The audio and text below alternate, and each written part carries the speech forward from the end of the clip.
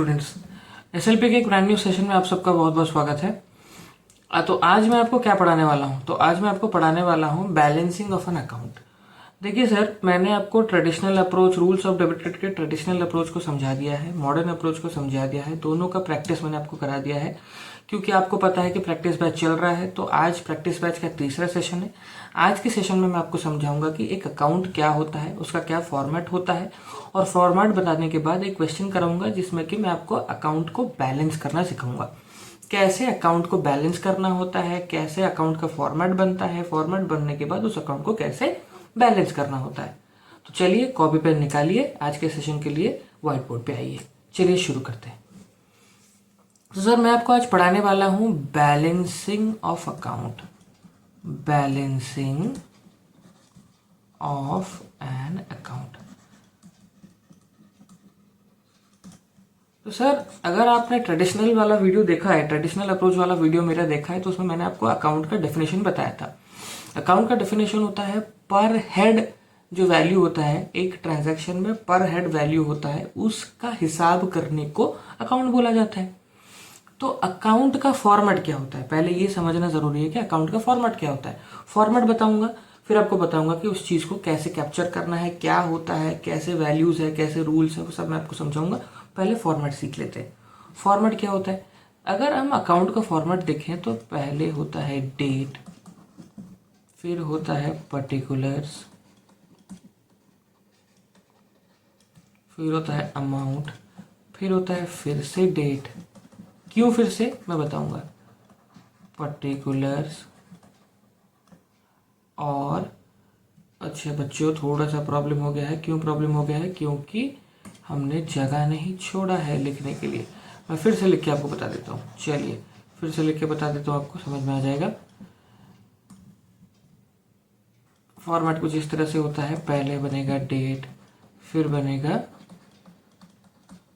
Particulars, फिर बनेगा amount, फिर से बनेगा डेट, फिर बनेगा पर्टिकुलर्स और फिर बनेगा अमाउंट।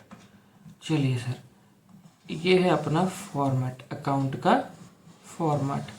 आप बोलोगे सर अकाउंट का फॉर्मेट मतलब क्या? अकाउंट का फॉर्मेट मतलब, अच्छा सॉरी, अकाउंट का फॉर्मेट मतलब क्या? अकाउंट का फॉर्मेट मतलब कोई भी अकाउंट, किसी चीज का, जैसे ट्रेडिशनल मॉडर्न अप्रोच में हमने अकाउंट बनाया ना, जितने भी अकाउंट्स हम बनाए हैं, कैश बनाया, कैपिटल बनाया, और अपना एसेट्स बनाए, लाइबिलिटीज बनाए, वो सारे के सारे अकाउंट जो बनाए हैं, उन सारे के सारे अकाउंट्स का फॉर्मेट कुछ इस तरह से बनेगा। क्यों सर डेट पर्टिकुलर अमाउंट, और फिर से क्यों डेट पर्टिकुलर अमाउंट? क्योंकि एक अकाउंट में अपना लेफ्ट साइड होता है डेबिट साइड और अपना राइट साइड होता है क्रेडिट साइड। अपना लेफ्ट साइड होता है डेबिट साइड और अपना राइट साइड होता है क्रेडिट साइड। मैं आपको बताता हूँ, ये मैं आपको बता रहा हूँ कि फॉर्मेट क्या होता है, क्या होता है, फॉर्मेट क्या होता है और कैसे होता है। मैंने आपको अभी फॉर्मेट बनाया, किसी भी अकाउंट का फॉर्मेट बताया, फॉर्मेट ऑफ एन अकाउंट। अपने कन्वीनियंस के लिए मैं इसको नाम देता हूं कैश अकाउंट। अपने कन्वीनियंस के लिए मैंने इसको नाम दिया है कैश अकाउंट। मतलब कैश अकाउंट में अगर कभी डेबिट होता है तो उसमें डाला जाएगा, अगर कोई क्रेडिट होता है तो उसमें डाला जाएगा। अब आप बोलोगे सर क्या डाला जाएगा, क्या क्या बोल रहे हो आप, मेरे को समझ में नहीं आ रहा। मैं समझाता हूँ आपको, डोंट वरी बच्चों, मैं आपको समझाता हूँ कि क्या करना है, कैसे करना है। देखो बच्चों, हमारे, अगर मैं इसको इजीली समझाऊं तो हमारा जो अकाउंट होता है वो कुछ इस तरह दिखता है बिना फॉर्मेट के। तो अगर मेरा ये लेफ्ट साइड होता है डेबिट साइड और ये राइट साइड होता है क्रेडिट साइड, ये लेफ्ट साइड होता है डेबिट साइड और ये राइट साइड होता है क्रेडिट साइड। कोई भी अकाउंट हो, सोचो मैंने अभी कैश लिया ना, मैं अभी कैश अकाउंट वाला बनाता हूँ। तो कैश अकाउंट में क्या होता है, सोचो डेबिट साइड में मैंने 2,000 रुपये डाले, फिर 3,000 रुपये डाले, फिर 4,000 रुपये डाले, और क्रेडिट साइड में मैंने एक बार में 10,000 रुपये डाले हुए हैं। अब देखो बच्चों क्या होता है कि 10,000 रुपये अकाउंट, ये जो अकाउंट बनता है ना बच्चों, ये अकाउंट साल के एंड में बनता है। साल के एंड में बनता है मतलब क्या होता है, साल, पूरे साल का ट्रांजैक्शन ऐसे डला हुआ जाता है। उसका जो फाइनल बनता है ना हिसाब, वो साल के एंड में होता है। मतलब क्या, मतलब ये सर कि जो डेबिट और क्रेडिट में जो वैल्यू गिरता है, कैसे गिरेगा, कैसे पोस्ट किया जाएगा, मैं आपको बताऊंगा। डोंट वरी, उसको मैं पूरा डिस्कस करूंगा कैसे बनेगा, वो इक्वेशन करा के मैं दिखाऊंगा। अभी आप सोचो कि डेबिट साइड में 2000, 3000 और 4000 रुपए डले हुए हैं, क्रेडिट साइड में 10,000 रुपए डला हुआ है। ये साल भर का ट्रांजैक्शन मैंने डाल के रखा हुआ है। इतना तो आपको समझ में आ रहा है सर। अब देखो, डेबिट साइड में 2000, 3000, 4000 मिलके बनता है 9000 रुपए, और क्रेडिट साइड में 10,000 रुपए। साल के एंड में मैं अकाउंट को क्लोज कर रहा हूं, साल के एंड में मैं अकाउंट को क्लोज कर रहा हूं। क्लोज कर रहा हूं मतलब मैं कैसे क्लोज करूंगा? प्रोसेस, जिस साइड में बैलेंस ज्यादा है वही टोटल अमाउंट दोनों साइड में डालो। मतलब क्रेडिट साइड में इस ट्रांजेक्शन में, मतलब इस अकाउंट में क्रेडिट साइड का वैल्यू ज्यादा है, 10,000 रुपए इधर भी डाला जाएगा और अकाउंट क्लोज किया जाएगा। 10,000 रुपए इधर भी डाला जाएगा, अकाउंट को क्लोज किया जाएगा। अब बोलो सर क्या क्या बोल मतलब क्या कर रहे हैं सर आप? मैं कर ये रहा हूं कि मैंने क्रेडिट साइड का 10,000 रुपए दोनों साइड में डाला, और मैं जब अकाउंट क्लोज करता हूं तो नीचे दो ऐसे सिंबल्स या मार्क्स में देता हूं, जिससे कि पता चलता है कि मैंने अकाउंट क्लोज किया। फॉर्मेट नहीं कर रहा हूं मैं बच्चों, फॉर्मेट नहीं बना रहा हूं। क्यों? क्योंकि फॉर्मेट में बना नहीं है। फॉर्मेट तो मैंने ऊपर आपको करवा दिया कि डेट डालोगे, पर्टिकुलर्स डालोगे, अमाउंट डालोगे, फिर डेट, पर्टिकुलर अमाउंट। अभी मैं क्वेश्चन कराऊंगा, उसमें आपको पता चलेगा कि अमाउंट अपना जो फॉर्मेट का क्या काम होता है, कैसे काम होता है। अभी आप ये समझो बच्चों कि मैं बिना फॉर्मेट का बस डेबिट और क्रेडिट का वैल्यूज डाल के आपको दिखा रहा हूँ। तो डेबिट साइड और क्रेडिट साइड में 10,000 रुपए, 10,000 रुपए मैंने डाल दिए। लेकिन सर पता तो ये चल रहा है कि ये तो 9,000 रुपए है। कौन सा? डेबिट साइड वाला 9,000 रुपए का है, क्रेडिट साइड वाला 10,000 रुपए अमाउंट का है। तो आपने 10,000 10,000 क्यों डाले? तो अगर ये जो साइड जहां पे कम हुआ है, अपना डेबिट साइड है ना, ये कम हुआ है, मैं इसको हाईलाइट करके दिखा रहा हूँ। डेबिट साइड अपना कम हुआ है ना, तो डेबिट साइड जो कम हुआ है इसका मतलब ये है कि यहाँ पे मैं डालूंगा, मैं इसको मिटा देता हूँ, हाईलाइटेड वाले पोर्शन को मिटा देता हूँ। हाँ, तो इधर लिखा जाएगा टू बैलेंस कैरेट डाउन। याद रखना बच्चों, डेबिट साइड में अगर कुछ लिखा जाएगा तो उससे पहले प्रीफिक्स डाला जाएगा टू। अगर क्रेडिट साइड में कुछ लिखा जाएगा तो उसके साइड में प्रीफिक्स डाला जाएगा बाय। तो इधर टू बैलेंस कैरेट डाउन। कितना कैरेट डाउन? जितना कम पड़ा है सर। 4 + 3 7, 7 + 2 9। मतलब अगर मैं इधर 1,000 रुपए और डालता हूं तो टोटल मिल के 10,000 बनेगा। तो इसका मतलब क्या होता है सर? इसका मतलब ये होता है कि कैश में साल के एंड में मेरे पास 1,000 रुपए क्रेडिट का बैलेंस बचा। जिस साइड में वैल्यू ज्यादा है बच्चों, व्हाइट बोर्ड पे फोकस डालो, जिस साइड में बैलेंस ज्यादा है वही साइड का जितना ज्यादा है, 1,000 रुपए ज्यादा है, जितना ज्यादा है वो उस साल का बैलेंस है। मतलब अगर डेबिट साइड ज्यादा होता तो फिर इस साइड डेबिट साइड 10,000 रुपए बचता, इधर 1,000 रुपए बचता, इधर 1,000 रुपए डालना पड़ता अपने को। लेकिन जैसे हमने अभी डेबिट साइड में 1,000 रुपए डाला, कैरेट डाउन जिसमें डाला उसका ऑपोजिट साइड है अपना बैलेंस। मतलब कैश में साल के स्टार्टिंग में क्रेडिट बैलेंस बचा है 1,000 रुपए। अगर इसको साल के स्टार्टिंग में क्या करेंगे? साल के स्टार्टिंग में अकाउंट को फिर से थोड़ा सा लंबा करेंगे। लंबा करने के बाद नया अकाउंट खुला है, कैरेट डाउन जिस तरफ है उसके ऑपोजिट साइड लिखेंगे। इधर बनेगा बाय। मैंने अभी बोला कि क्रेडिट साइड में जो लिखा जाएगा वो बाय से शुरू होगा, और डेबिट साइड में जो लिखा जाएगा उसको टू से शुरू करेंगे। बाय बैलेंस ब्रॉट डाउन, ये बनेगा ब्रॉट डाउन। कितना ब्रॉट डाउन? जितना कैरेट डाउन उतना ब्रॉट डाउन। इसका मतलब ये बना बच्चों कि साल में, इसके पहले वाले साल में कैश में जितने ट्रांजैक्शन हुए थे उसमें से क्रेडिट बैलेंस बचा 1,000 रुपया। वही 1,000 रुपया मैंने दूसरे साल के एंडिंग में, मतलब उसके बाद वाले साल, नेक्स्ट ईयर के स्टार्टिंग में मैंने उसी चीज को कैरेट डाउन से ब्रॉट डाउन किया और दिखाया कि देखो भैया क्रेडिट बैलेंस में 1,000 रुपए बचे हैं। आई होप बच्चों आपको समझ में आ रहा है। कोई भी छोटा सा डाउट हो क्रेडिट अपने कमेंट सेक्शन में बोलिए, मैं उस चीज को कमेंट सेक्शन में वापस क्लियर कर दूंगा। छोटा सा भी डाउट हो वो भी पूछ लीजिएगा। आई होप आपको बच्चों समझ में आ रहा है। अगर समझ में आ रहा है तो और आगे चलते हैं और आगे पढ़ते हैं क्या और आगे है और क्या समझते हैं। बहुत सारी चीजें हमको समझने की जरूरत है। जैसे कि अपने को क्या समझने की जरूरत है? समझने की ये जरूरत है कि अपने को नोट लिखना पड़ेगा। कुछ चीजें मैं आपको बताऊंगा भी, उस चीज को आप नोट बना के स्क्रीनशॉट या फिर अपने कॉपी में लिख लेना। क्या चीज है? पहला चीज है सर, अगर साल के एंडिंग में जो नॉमिनल अकाउंट होते हैं ना, मैंने आपको ट्रेडिशनल अप्रोच वाले वीडियो में बताया था नॉमिनल अकाउंट्स कौन कौन से होते हैं। नॉमिनल अकाउंट्स में क्या क्या आता है? एक्सपेंसेस आता है, लॉसेस आते हैं, प्रॉफिट आता है, इनकम्स आता है। ये जितने भी चीजें आती हैं इन सारी चीजों को हम साल के एंड में ब्रॉट डाउन और कैरेट डाउन नहीं करते, हम इसको ट्रेडिंग अकाउंट और प्रॉफिट और लॉस अकाउंट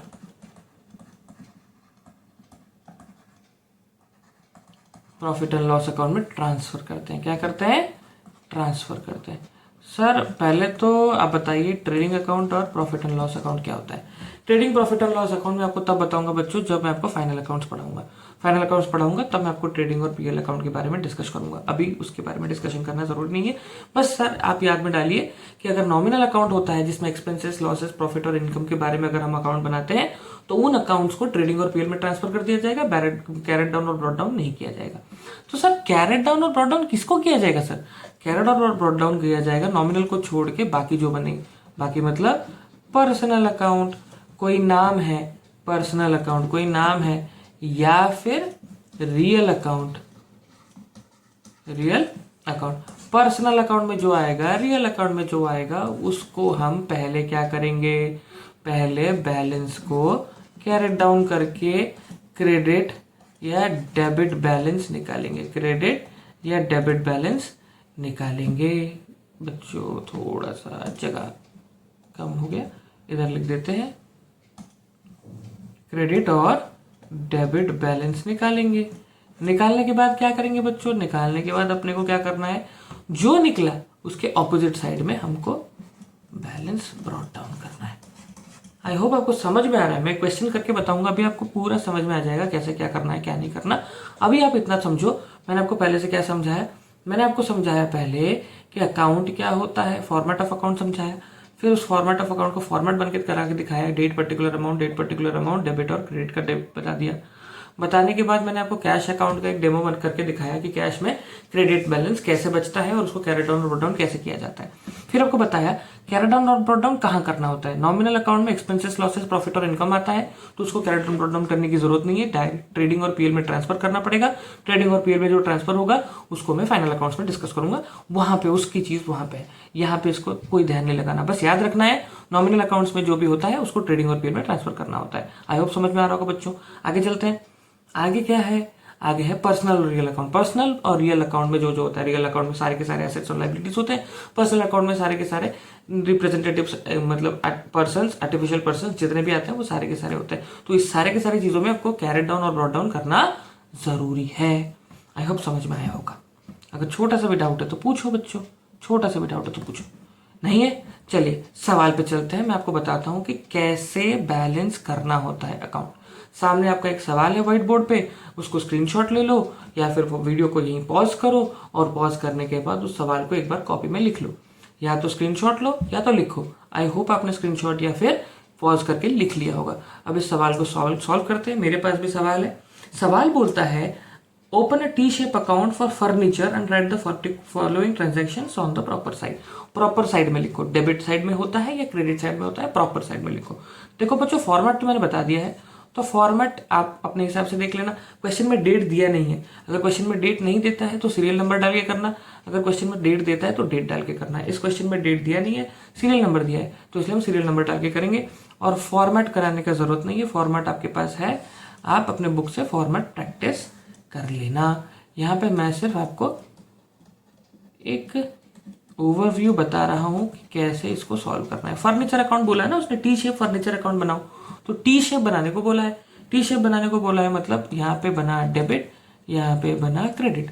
चलिए सर अब ट्रांजैक्शंस को देखते हैं। देखो पहले तो फर्नीचर अकाउंट को, ट्रांजैक्शन को देखने से पहले दिमाग में ये डालो कि फर्नीचर अकाउंट क्या है। दिमाग में डालो फर्नीचर का फेवरेबल बैलेंस क्या है। फेवरेबल बैलेंस मतलब समझो फर्नीचर अकाउंट मेरे लिए एक पर्सनल अकाउंट है। अभी बताया मैंने नॉमिनल अकाउंट को ट्रेडिंग पीएल में ट्रांसफर करना पड़ेगा। अगर पर्सनल अकाउंट होता है या रियल अकाउंट होता है तो उसको क्रेडिट मतलब कैरेट डाउन और ब्रॉट डाउन करना पड़ेगा। इजी है। तो अभी हमको पहले देखना पड़ेगा कि उसने फर्नीचर अकाउंट का बैलेंस बनाने को बोला है। फर्नीचर अकाउंट को बैलेंस करने को बोला है तो मेरे को दिमाग में ये डालना जरूरी है कि जो फर्नीचर अकाउंट है ये पर्सनल है, रियल है या नॉमिनल है। दिमाग में डालो फर्नीचर अकाउंट क्या है। आपको अगर ट्रेडिशनल अप्रोच और मॉडर्न अप्रोच मेरे पुराने वीडियो देख के समझ में आए होंगे तो आपको पता होगा कि फर्नीचर एक एसेट है और सारे के सारे एसेट रियल अकाउंट में जाते हैं, सारे के सारे एसेट रियल अकाउंट में जाते हैं। अगर सारे के सारे एसेट रियल अकाउंट में जाएंगे तो ये रियल अकाउंट में हमको कैरेट डाउन और ब्रॉट डाउन करना पड़ेगा। तो यहाँ पे हमको ये चीज समझ में आ गई, तो इसको कैरेट डाउन और ब्रॉट डाउन करना जरूरी है। आई होप बच्चों आपको समझ में आ रहा है। चलिए पहला ट्रांजेक्शन देखेंगे, कहाँ डेबिट में डालना है, क्रेडिट में डालना है या क्या करना है, आगे चल के देखते हैं। पहला ट्रांजेक्शन उसने बोला फर्नीचर परचेज 50,000 रुपीज, 50,000 का फर्नीचर खरीदा। फर्नीचर खरीदा मतलब दो अकाउंट बनेंगे, एक फर्नीचर बनेगा एक कैश बनेगा, एक फर्नीचर बनेगा और एक कैश बनेगा। हम फर्नीचर का अकाउंट बना रहे हैं तो हमको कैश दिमाग में लाने की जरूरत ही नहीं है, हमको सिर्फ फर्नीचर लाना है। चलिए फर्नीचर अकाउंट में फर्नीचर आ रहा है, furniture is an asset, furniture is an asset. अगर दिमाग में याद हो तो मॉडर्न अप्रोच और ट्रेडिशनल अप्रोच दोनों में करवा देता हूं। मॉडर्न अप्रोच में क्या होता है, debit word comes in, credit word goes out. Real account का रूल होता है फर्नीचर एक एसेट है, एसेट रियल अकाउंट में जाता है। रियल अकाउंट का रूल है debit word comes in, credit word goes out. ये है फर्नीचर का ट्रेडिशनल अप्रोच का रूल। तो इसी हिसाब से अगर मैं देखे तो फर्नीचर परचेज हो रहा है मतलब फर्नीचर इज कमिंग इन, तो फर्नीचर डेबिट हो रहा है, फर्नीचर डेबिट हो रहा है। अगर मॉडर्न अप्रोच के हिसाब से देखो तो AECLR वाले रूल के हिसाब से फर्नीचर एक एसेट है, एसेट बढ़ेगा तो डेबिट होगा, एसेट कम होगा तो क्रेडिट होगा। तो यहाँ एसेट बढ़ रहा है, फर्नीचर खरीदा गया है, एसेट बढ़ रहा है तो डेबिट होगा। मैंने ट्रेडिशनल अप्रोच भी समझाया, मैंने मॉडर्न अप्रोच भी समझाया, दोनों के हिसाब से डेबिट ही होगा बच्चों। तो ट्रेडिशनल अप्रोच के हिसाब से देखो या मॉडर्न अप्रोच के हिसाब से देखो, फेवरेबल बैलेंस जब बढ़ेगा फर्नीचर तो हमेशा डेबिट होगा। तो फर्नीचर के डेबिट की साइड में हम डालेंगे, फर्नीचर क्या हुआ है, परचेज हुआ है, फर्नीचर परचेज हुआ है मतलब डेबिट साइड में लिखा मैंने फर्नीचर परचेज्ड। कितने रुपए का परचेज किया है मैंने, 50,000 रुपीज का लिख दिया मैंने डेबिट साइड में। देखो ये लेजर नहीं बना रहा हूँ बच्चा, मैं बस अकाउंट बना रहा हूँ, तो मैं आपको अलग अलग साइड में डाल के बता रहा हूँ। अब कंफ्यूज मत होना कि सर आप टू और बाय क्यों नहीं डाल रहे हो, ये टू और बाय का सवाल ही नहीं है। ये सवाल उसने बोला है टी शेप अकाउंट बनाओ और ट्रांजेक्शन्स को प्रॉपर साइड में डालो, बस ट्रांजेक्शन को प्रॉपर साइड में डालना सिखा रहा हूँ मैं। लेजर जब बनाऊंगा तब मैं टू और बाय सिखाऊंगा, यहाँ पे टू और बाय नहीं सीखना है बच्चों। मैंने आपको बता दिया है कि टू और बाय डाला जाता है कहाँ पे, जहाँ पे मैंने अभी आपको समझाया करके। अभी नहीं चाहिए ये, क्योंकि अभी मैं सिर्फ अकाउंट बना के उसके फेवरेबल बैलेंस के हिसाब से डाल रहा हूं जहां पे जौन सा डलना चाहिए। चलिए फर्नीचर परचेज हो गया। दूसरा जो सेक्शन है उसमें, दूसरा ट्रांजैक्शन है उसमें उसने बोला है कि ओल्ड फर्नीचर को मैंने सेल कर दिया, ओल्ड फर्नीचर को मैंने सेल कर दिया। तो सर सेल कर दिया मतलब फर्नीचर कम हो गया, फर्नीचर कम हो गया, फर्नीचर कम हो जाएगा, एसेट कम हो रहा है, एसेट कम हो रहा है तो क्रेडिट होगा। तो यहाँ पे फर्नीचर सोल्ड, फर्नीचर सोल्ड कितने का सेल हुआ है बच्चों, सेल हुआ है 10,000 रुपए का। चलिए 10,000 रुपए डल गया। तीसरे ट्रांजैक्शन को देखिए सर, तीसरे ट्रांजैक्शन बोलता है फर्नीचर परचेज, फिर से फर्नीचर परचेज। चलिए फर्नीचर को फिर से परचेज करते हैं, फर्नीचर परचेज। कितना फर्नीचर परचेज हुआ, 15,000 रुपए परचेज हुआ, 15,000 रुपए इधर डालो। चलो चौथे ट्रांजैक्शन को चलिए, चौथे ट्रांजैक्शन में बोलता है ओल्ड फर्नीचर डिस्कार्डेड, फर्नीचर को डिस्कार्ड कर दिया मतलब फर्नीचर कम हो जाएगा बच्चों। फर्नीचर कम होगा तो क्या होगा, फर्नीचर कम होगा तो फिर बच्चों फर्नीचर का वैल्यू कम हो जाएगा। फर्नीचर का वैल्यू कम होगा तो क्रेडिट साइड में डालो। कितना फर्क कम होता है, 5,000 रुपए कम हुआ है, क्वेश्चन के हिसाब से 5,000 रुपए कम हो गया है। फर्नीचर परचेज हुआ, फर्नीचर परचेज हुआ, फर्नीचर सेल्ड हुआ, फर्नीचर डिस्कार्ड हुआ। 4 ट्रांजैक्शन हो गए। 5वां ट्रांजैक्शन उसने बोला डिप्रिसिएशन ऑन फर्नीचर। बच्चों डिप्रिसिएशन के बात में समझो, depreciation is the reduction of the value of asset. एक एसेट का वैल्यू जब वेयर एंड टियर या एक्सीडेंट की वजह से कम हो जाता है तब उसको डिप्रिसिएशन बोलते हैं। मतलब मैंने कोई मोबाइल खरीदा, उस मोबाइल को 10,000 रुपए में खरीदा, 5 साल यूज किया, 5,000 में बेच दिया।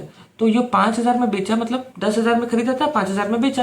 कितने कम में बेचा, 10 - 5, 5,000 में कम में बेचा। वो जो 5,000 रुपीज जितना मैंने कम में बेचा है ना, वही मेरा डिप्रिसिएशन है। क्यों, क्योंकि वो यूज करने की वजह से उसका वैल्यू इतना कम हुआ है। तो डिप्रिसिएशन मतलब reduction of the value of any asset due to use, wear and tear और एक्सीडेंट। कोई भी एक्सीडेंटल केस में हो जाता है, कोई वियर एंड टियर की वजह से होता है, ये यूज की वजह से होता है। तो the bottom line is value asset का कम हो रहा है। तो यहाँ पे भी फर्नीचर का डिप्रिसिएशन हो लग रहा है, मतलब फर्नीचर का वैल्यू कम हो रहा है। फर्नीचर का वैल्यू कम हो रहा है मतलब किस साइड में डाला जाएगा? फर्नीचर का वैल्यू बढ़ेगा तो डेबिट में डाला जाएगा, फर्नीचर कम होगा तो क्रेडिट में डाला जाएगा। ठीक है, चलिए सर, तो इधर मैंने डिप्रिसिएशन डाला, क्योंकि डिप्रिसिएशन की वजह से कम हो रहा है बच्चों, तो डिप्रिसिएशन डाला। कितने का डिप्रिसिएशन डाला? डिप्रिसिएशन डाला बच्चों, क्वेश्चन में दिया गया है 3,000 रुपए, तो मैंने डाला 3,000 रुपए। थोड़ा सा भी डाउट होता है तो बच्चों मेरे को पूछ लो, प्लीज पूछ लो कमेंट्स में, प्लीज। मेरे को नहीं लगता कोई डाउट होना चाहिए, लेकिन बहुत ही इजी टॉपिक है, फिर भी अगर छोटा सा भी डाउट है तो मेरे को कमेंट सेक्शन में पूछ लेना, मैं उस चीज को वहां पे डिस्कस कर दूंगा। चलिए सर, सारे के सारे ट्रांजेक्शन मैंने कर दिए, सारे के सारे ट्रांजेक्शन मैंने कर दिए। करने के बाद क्या करना पड़ेगा सर? करने के बाद मेरे को पहले तो अकाउंट को क्लोज, साल का एंड हो गया, अकाउंट को क्लोज करना है। अब मैं देखूंगा डेबिट और क्रेडिट साइड में कौन से साइड में सबसे ज्यादा पैसा है, कौन से साइड में सबसे ज्यादा पैसा है। तो सबसे ज्यादा पैसा किस साइड में है? देखिए डेबिट साइड में, क्योंकि मेरे को दिख रहा है डेबिट साइड में 65,000 रुपीज लास्ट का बच रहा है, और क्रेडिट साइड में अपना, क्रेडिट साइड में, सॉरी बच्चों, क्रेडिट साइड में कम पैसा है, क्रेडिट साइड में कम पैसा है। तो क्रेडिट साइड में कम पैसा है मतलब कितना पैसा है क्रेडिट साइड में? 65,000। टोटल करना तो है हमको दोनों साइड में, क्योंकि अकाउंट क्लोज करना है। अब देखो बच्चों, मेरे को क्या करना पड़ेगा? मेरे को ये करना पड़ेगा कि मेरे को 65,000 में से कितना कम हो रहा है, कितना कम हो रहा है वो निकालना पड़ेगा। निकालने के बाद ही मैं उस चीज को करूंगा। कैसे निकालूंगा? देखो मैंने लिख दिया 65,000, क्योंकि डेबिट साइड में सबसे ज्यादा 65,000 है। अब मैं इन सारी चीजों को प्लस करूंगा। कौन सी सारी चीजों को? क्रेडिट साइड को। 10 + 5 + 3, 10 + 5 + 3, 10,000 + 5,000 + 3,000। बच्चों ये कॉपी में नहीं करना है, ये दिमाग में करना है या फिर वर्किंग नोट में करना है। ठीक है, नीचे मत करना इसको कभी एग्जाम में, मैं समझाने के लिए बस कर रहा हूँ। 65,000 माइनस 10 + 5 15, 15 + 3 18, माइनस 18,000, माइनस 18,000। 65,000 से 18,000 माइनस हो जाएगा, बचेगा कितना? 47,000। कितना बचा? 47,000। तो अपने को क्या करना पड़ेगा बच्चों? ये जो 47,000 यहाँ बचा ना, ये जो 47,000 यहाँ बचा, इस 47,000 को इधर डालना पड़ेगा। कैसे डालना पड़ेगा? मैंने बोला डेबिट साइड ज्यादा है तो डेबिट बैलेंस है। कौन सा बैलेंस है? डेबिट बैलेंस है, लेकिन गिराया जाएगा, डाला जाएगा, पोस्ट कहाँ किया जाएगा? क्रेडिट साइड में किया जाएगा। बाय, क्रेडिट में होता है तो बाय लिखा जाता है, बाय बैलेंस कैरेट डाउन। कितना carried down? 47,000 rupees carried down. I hope बच्चों आपको समझ में आया होगा कि मैंने कैसे फर्नीचर अकाउंट को बैलेंस किया। अब सर अगर साल बढ़ता है तो इसको आगे लेके जाना है, और इधर टू बैलेंस ब्रॉट डाउन करके जो वैल्यू इधर लिखा गया वही वैल्यू इधर आएगा, 47,000। ये नए साल का है। पूरे साल में फर्नीचर आया, फर्नीचर गया, फर्नीचर आया, फर्नीचर गया, डिप्रिसिएशन आया, सारे हिसाब के बाद फर्नीचर का डेबिट बैलेंस बचता है 47,000 जो क्रेडिट साइड में है। उसको फिर नए साल में मैं टू बैलेंस ब्रॉट डाउन करके इधर लेके आता हूँ और डेबिट साइड में दिखाता हूँ कि साल के स्टार्टिंग में, नए साल के स्टार्टिंग में, नेक्स्ट ईयर के स्टार्टिंग में फर्नीचर 47,000 का बचा है मेरे पास। आई होप बच्चों आपको समझ में आया होगा। आज हमने क्या क्या डिस्कस किया? आज की क्लास में हमने डिस्कस किया कि अकाउंट को बैलेंस कैसे करते हैं, अकाउंट क्या होता है, उसका फॉर्मेट बताया। फॉर्मेट बताने के बाद मतलब अपना जो कैरेट डाउन और ब्रॉट डाउन का एक छोटा सा डेमो करके दिखाया। डेमो करके दिखाने के बाद मैंने नोट बताया कि नॉमिनल अकाउंट और पर्सनल रियल में क्या होता है क्या नहीं होता। फिर एक क्वेश्चन करके दिखाया जिस क्वेश्चन में आपको फर्नीचर अकाउंट का पूरा चीजें मैंने बताई। आई होप आपको सारी चीजें समझ आई होगी, सारी चीजें आप प्रैक्टिस करना। कोई डाउट है तो प्लीज कमेंट सेक्शन में पूछना, मैं उसके बारे में डिस्कशन आपको नेक्स्ट सेक्शन में करके बता दूंगा। आई होप आपको समझ में आया होगा। अगर ये सेशन आपको इन्फॉर्मेटिव और समझ में आया होगा तो प्लीज इसको लाइक करिए, अपने दोस्तों के साथ शेयर करिए। आगे के सेशन में फिर से हमारे साथ जुड़िए, क्योंकि ये प्रैक्टिस बैच मैं आपके लिए बना रहा हूँ, प्रैक्टिस कराने के लिए बना रहा हूँ। क्वेश्चंस बड़े बड़े लेके आ रहा हूँ मैं आपके लिए। क्यों लेके आ रहा हूँ? क्योंकि ज्यादा से ज्यादा मार्क्स हमको एग्जाम्स में स्कोर करना है। चलिए मिलते हैं नेक्स्ट सेशन में। आज के लिए बस इतना ही। गुड